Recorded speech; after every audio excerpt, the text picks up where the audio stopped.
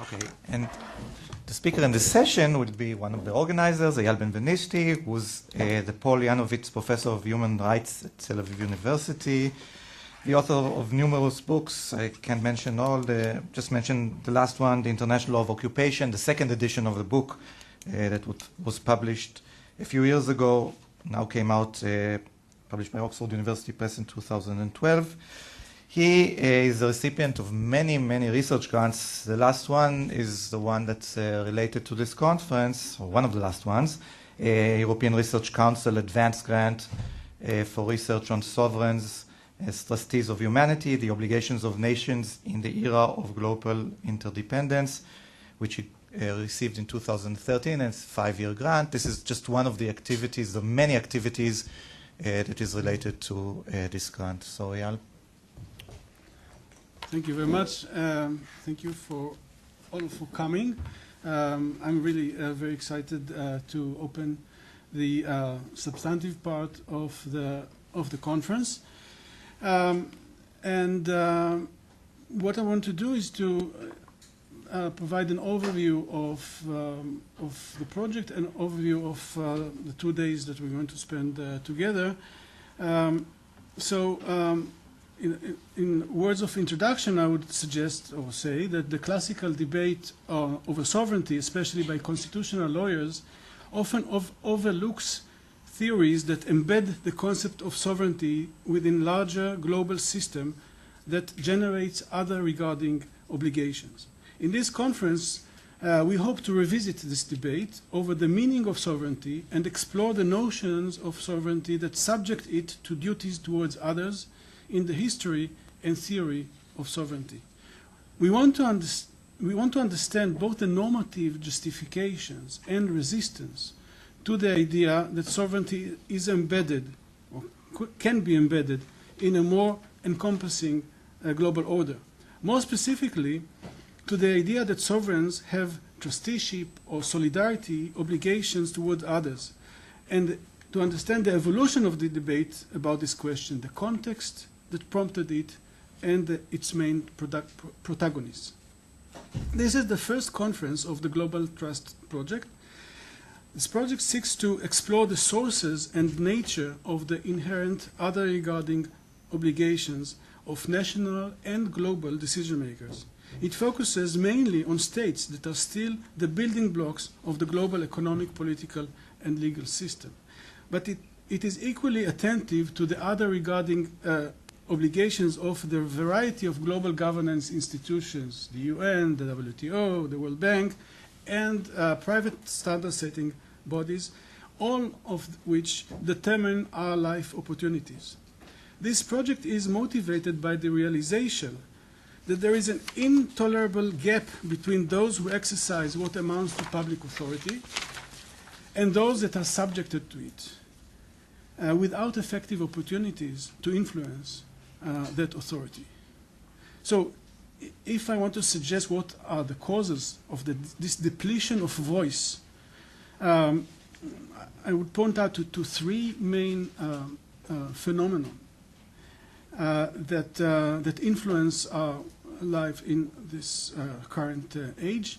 First, the free movement of certain people, the movement of goods, the movement of services, the movement of capital across territorial boundaries that increase the voice and the exit opportunities of the more mobile part of societies, and silences, as a result, the more diffused, less mobile voters. This is one phenomenon. The other one is externalities that become a regular occurrence, a daily occurrence. And third, the political boundaries between sovereigns that operate like walls that separate between prisoners and provide opportunities for external actors to use the prisoner dilemma method to influence outcomes in different countries. So we see it in foreign investment, we see it in trades, etc. So the main thrust of the Globaltrust project is not about how to improve the global protection of human rights. It is not about how to ensure more equitable and sustainable use of global resources. It is not another way to recast the global justice debate, nor an argument for extending human rights obligations extraterritorially.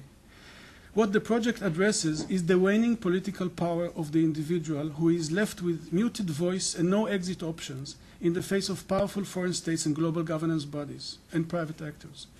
Indirectly, there is likelihood that the more voice of the diffuse voters would enhance their welfare and protect better the human rights, but effective voice is a necessary condition for a just global order. And therefore, it is a necessary focus for scholarly attention, I believe. Global taxes that reallocate resources from the rich to the poor, or human rights that are applied extraterritorially, continue to treat the poor as objects, not as agents. This first conference is about the foundation of the concept of sovereignty. It is about the very possibility of a concept of embedded sovereignty, and specifically trustee sovereignty, that is neither fully independent from the global system of law, nor fully constrained by it, the way a municipality, for example, is constrained by its central government. In this conference, as I said, Doreen and I wanted to understand both the normative justification to the trustee sovereignty or other versions of embedded sovereignty, and the evolution of this debate about the question, the context that prompted it, and the protagonist. And as I was reading your papers, and I want to thank you very much, these are excellent papers, all of them, I thought the best way to regard them in a more abstract level is to suggest that they are focusing on 4 different questions. I want to focus my words on the 4 different questions. The first question is, can we conceptually reconcile state sovereignty with inherent obligations towards others? Is there something in the notion, the concept of sovereignty that prevents regarding sovereignty as something part of a larger system? The second, so this is a more threshold question. The second question, that if you overcome the first one, is why to reconcile state sovereignty with inherent obligation toward others?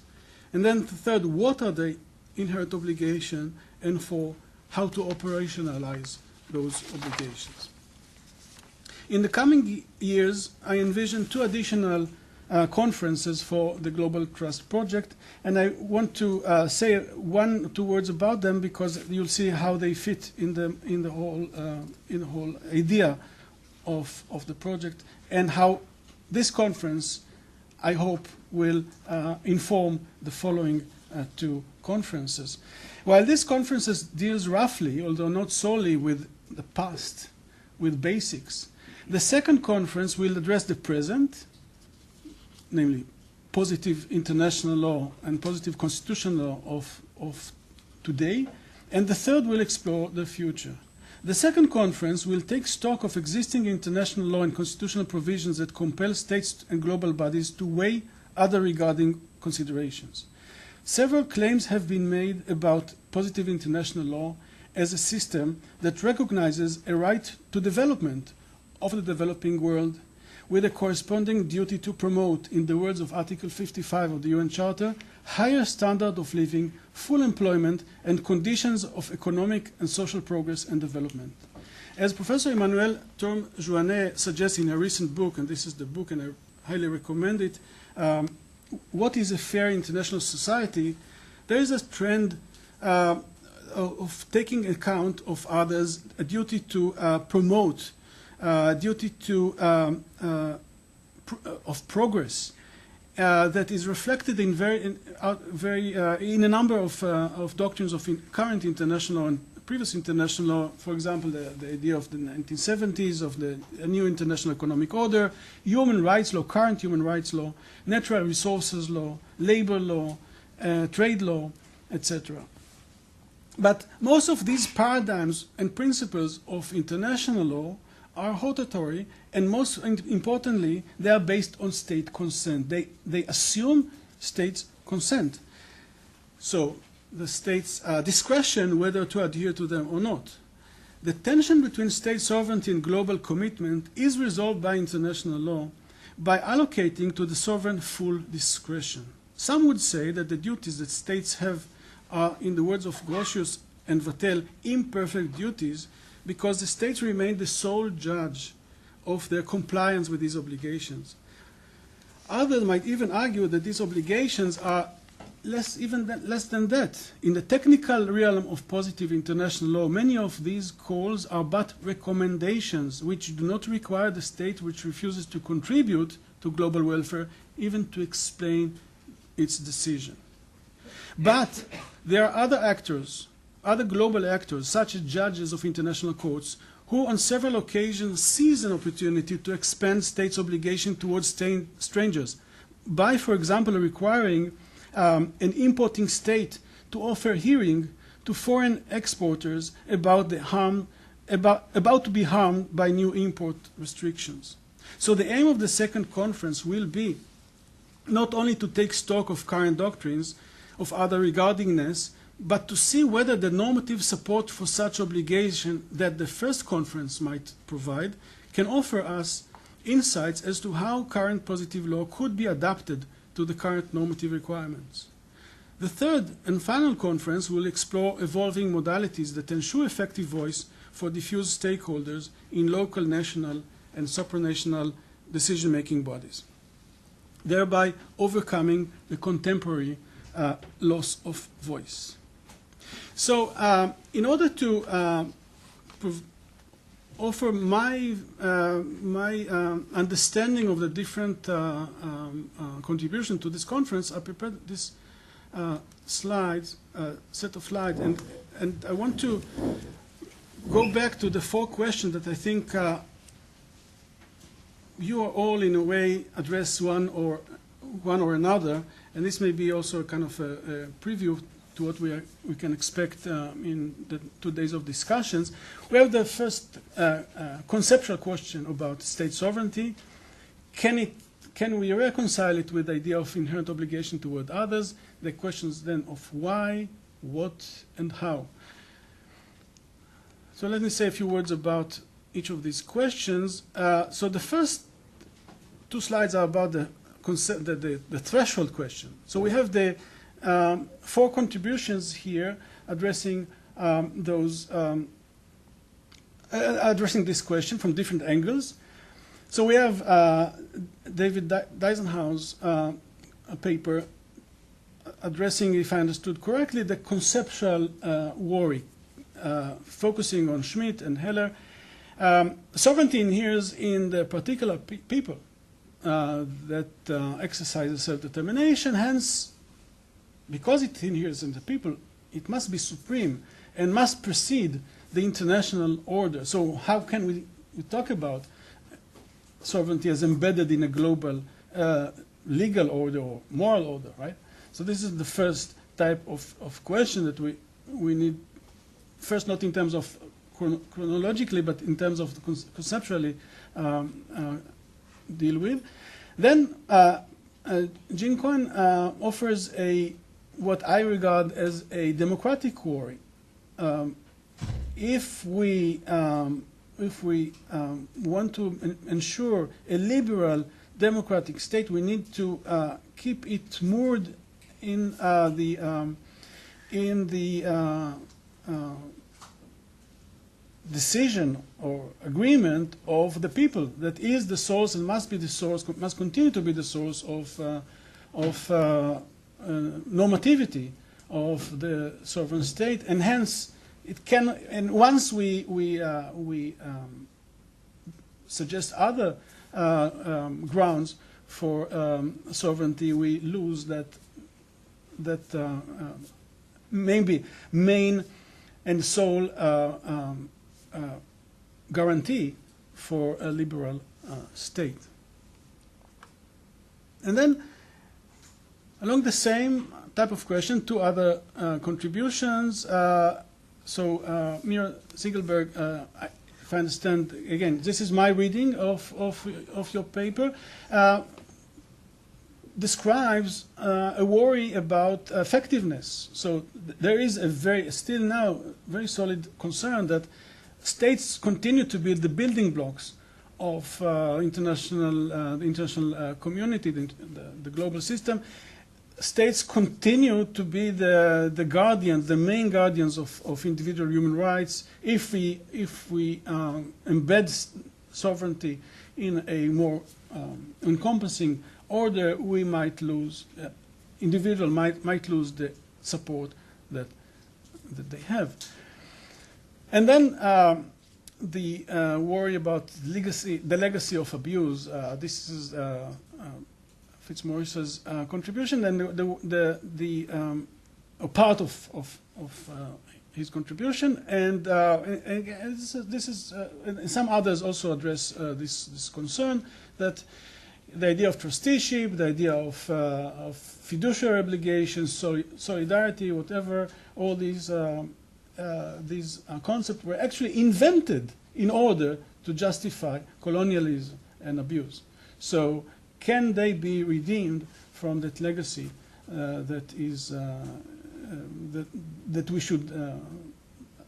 we must avoid?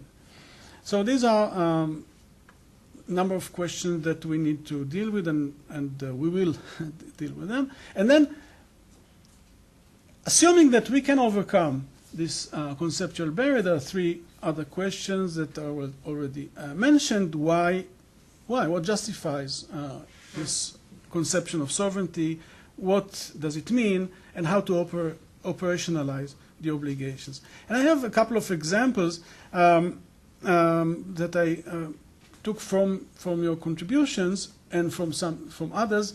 So first is Grotius, and we'll have a Strawman paper discussing Grotius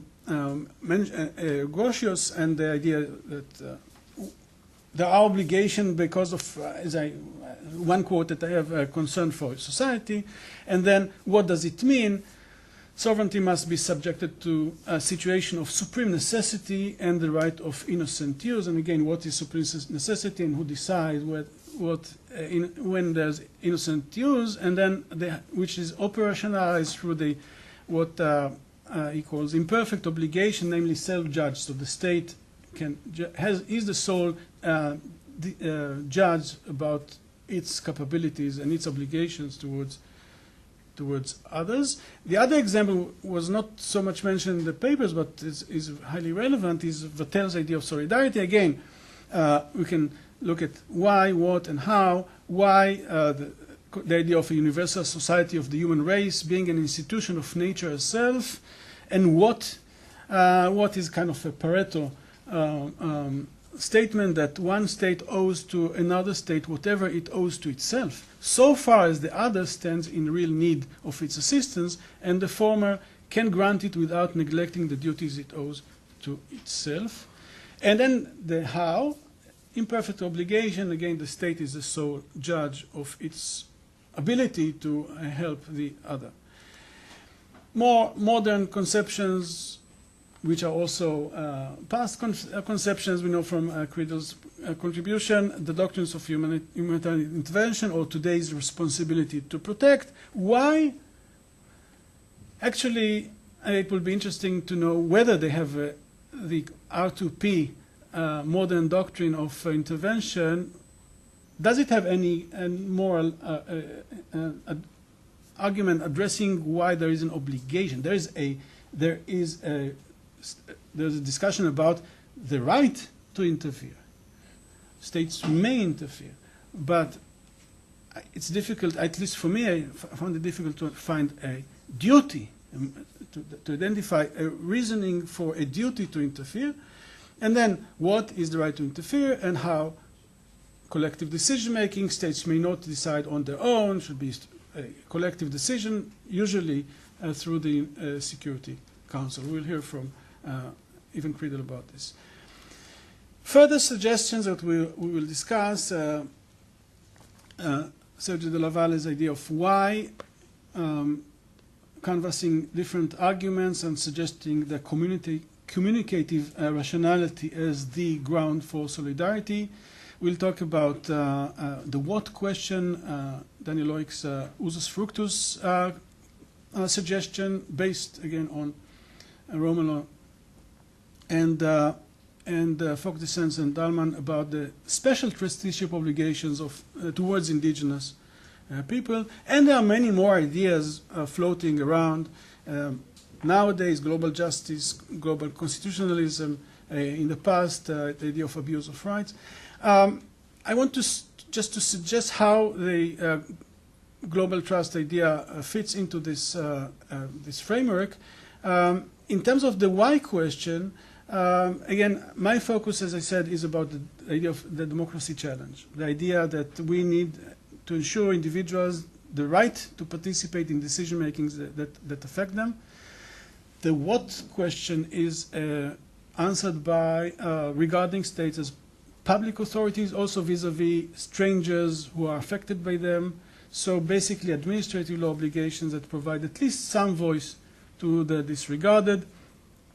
And in terms of the how question, I try to say just something that is not purely perfect, not purely imperfect, but something in between, I think, which is the obligation to consider action. So the perfectly imperfect duty to be accountable to others, and to suggest that this perfect imperfect duty is quite effective, as we saw only recently with the ICJ's opinion determining that Japan's policy of whaling simply cannot be explained, makes no sense, and therefore is not compatible with international law. So the power of the procedure, I suggest, is very effective.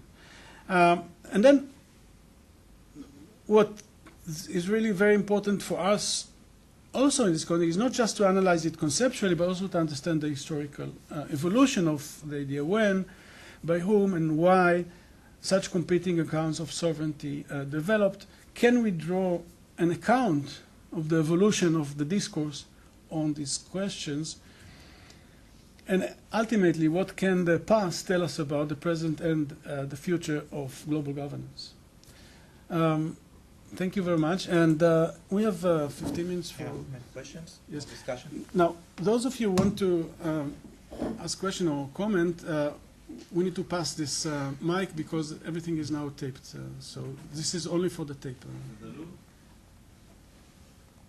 Yeah, looks like. אור ירוק.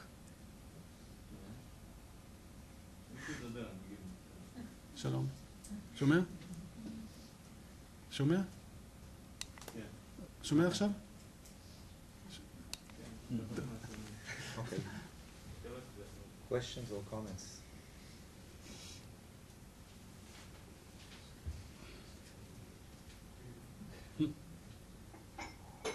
Yeah, Lorenzo.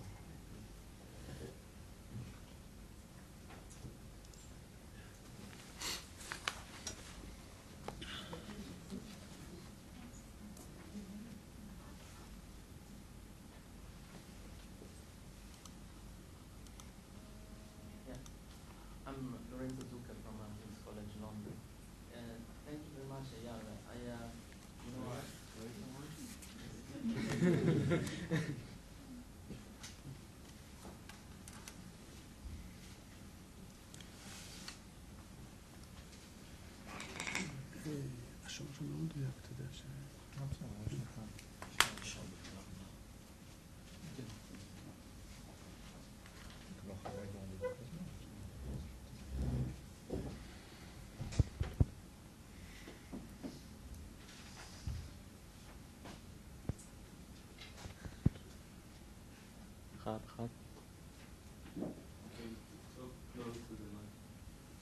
Okay, as close as possible.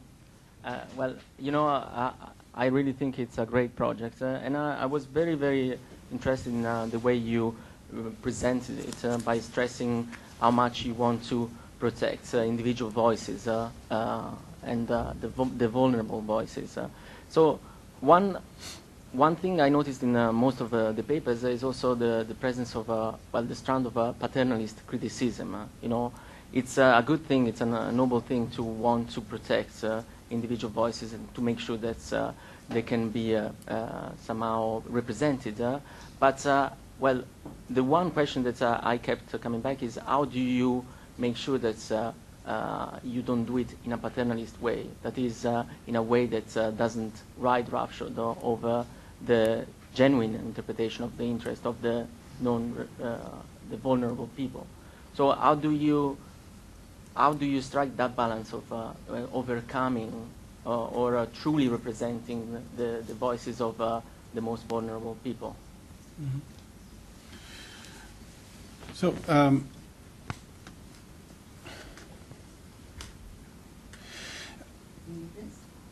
no, I'm fine.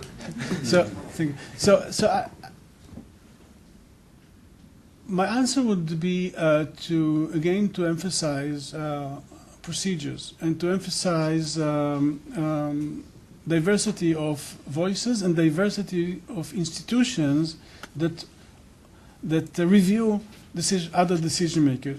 My framework is maybe based on the idea of administrative law. In this sense, it's similar to the global administrative law project.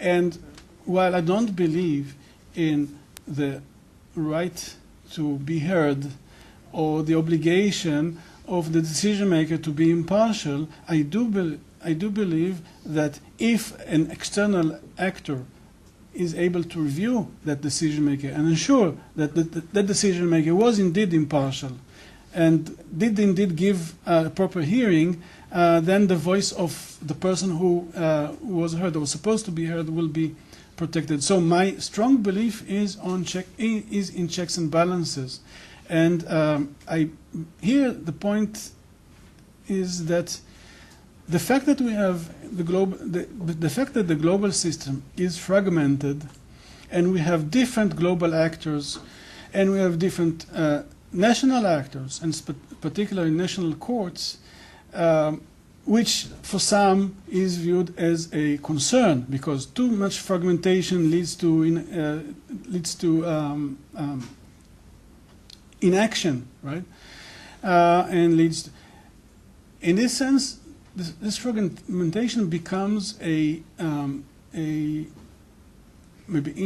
inadvertently a system of global checks and balances that, as in the case here of just the mention of the ICJ saying to Japan, well, we review your discretion. We realize that you didn't take seriously into account your obligations under the Whaling Convention, and we determined that you acted in a violation of your commitment. My strong belief is not specifically on the substantive norms, but on the institutional framework that ensures voice to those who are affected.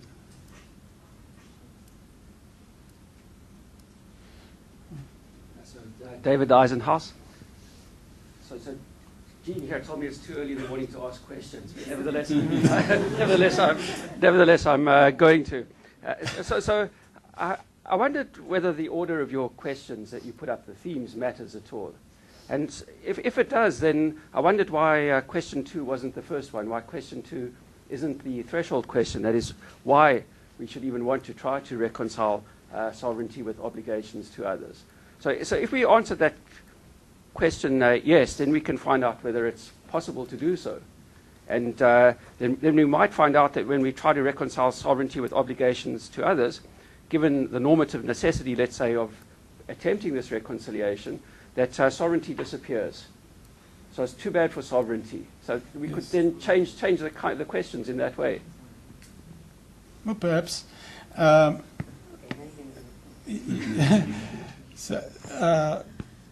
Yeah, I see your point, but I think that your question assumes that if it makes sense, if it's morally required to take others' interests into account, and then we need to abolish sovereignty. It's a possibility. It's a possibility, but I want to get into the second question once I know that we can conserve the idea of sovereignty. We can save it. because of the worry that many people share, that without the concept of sovereignty, without the idea of states as continuing to be an effective actor in the global sphere, our rights are threatened. So in order to, if we pass the first question with a negative answer, then the burden at step 2 is maybe too great. This would be my initial response to you. Just like this? Mm-hmm. Right? I'll just throw this out because I'm sure we'll be discussing it all day. In your comments, I really, it sort of clicked what you were doing, and I didn't quite realize it before, that the focus, I mean, basically your claim is that this is democracy. Your concern is democracy, Yes. Which I didn't quite get. But my problem is that if your concern is democracy and the problem that there's no longer a fit or overlap between the demos and those affected by its representatives' decisions, then, of course, it's sort of like the democracy-enhancing multilateralism argument. You need to go beyond. Okay, I see all of that. My discomfort, and you're the lawyers, and so you maybe can help me out with this, is not the concept of sovereignty with other regarding obligations, because I think it always had that. My discomfort is with the concept of trusteeship, because if you think of the trustee concept, the beneficiary, which in a sovereign state I guess would be the citizen, I mean, the beneficiary is not an agent. The agent is the trustee, right? So there would be a lack of fit in just conceptually in reconceiving sovereignty on any level. Simply, it can also be a trusteeship concept, but it cannot only be a trusteeship concept. And being a political theorist and not a legal theorist, I think the structure of representation is quite different than the structure of trusteeship. That's what makes me uncomfortable. I know the historical issues in terms of what trusteeship was used for as a concept, but then you could say it doesn't have to be used that way. But if the concept itself implies the non-agency of those whom it's protecting, and it seems to, at least legally, then why use that concept? That's my question. Okay. So thank you for the claim, because this is something that comes up often. So my idea of trusteeship comes from domestic administrative law. So the moment the king realizes that he doesn't own the public lands, but it belongs to the community, and the king operates as the trustee of the people. This is the moment that changes the relations within a society. And what I want to do is to reflect it also to the global sphere. And so I'm taking the idea of trusteeship out of private law. It's not subject to, the intricacies of private law on trusteeship. And actually I found yesterday a nice quote from Professor Joseph Sachs, who recently passed away. His famous article on the public trust doctrine, which focuses on on environmental law, and he suggests that the public trust doctrine that several courts in the U.S. have promoted, and tries to make an abstract argument about it. And the quote is the following. The public trust has no life of its own and no intrinsic contents. It is no more, but no less, than a name courts give to their concerns about the insufficiencies of the democratic process. About the insufficiencies of the democratic process. So the idea of trusteeship is to say we need to give account to those who have no voice, and let's see how it plays out, what we need to do.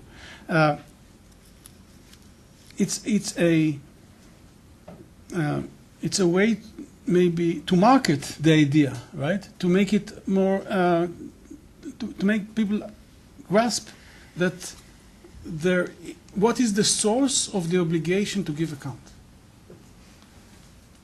Sandy, can you pass the microphone? Sandy Kedar, University of Haifa. I think that what I'm missing, at least in your American Journal of International Law paper and also in your presentation, is the elaboration of the institutions. Because you talk about the norms, but if the sovereign remains the ultimate interpreter and you give just some general reaction, I think as Fitzmaurice shows, I mean, this can be very much abused. And I don't think that you tackle enough this issue without developing the idea of institutions in your theory. Thank you for the question, because it provides me the opportunity to mention a recently published book that Asaf didn't mention, because it's not, I didn't update my web page. but you have the flyers outside. This is on the law of global governance, and this is exactly what I'm trying to do, is to suggest the ways through which the idea of giving account to others can be operationalized. And basically, this is my answer to Lorenzo. Institutions, cross-cutting, either global institutions viewing national institutions, or global institutions viewing other global institutions, or national institutions reviewing global institutions. And we have all of them nowadays, right? We have this, and we'll have them more and more.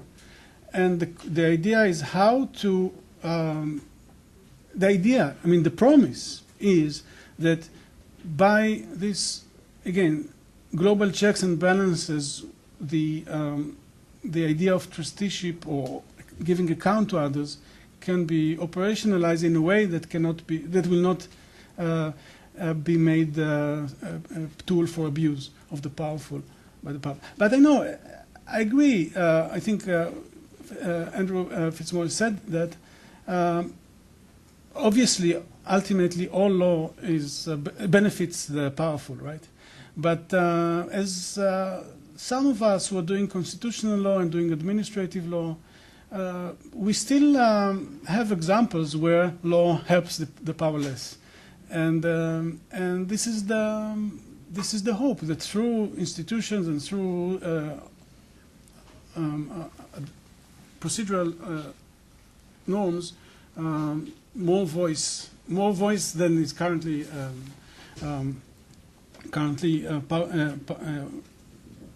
powerless people have, will be granted to them.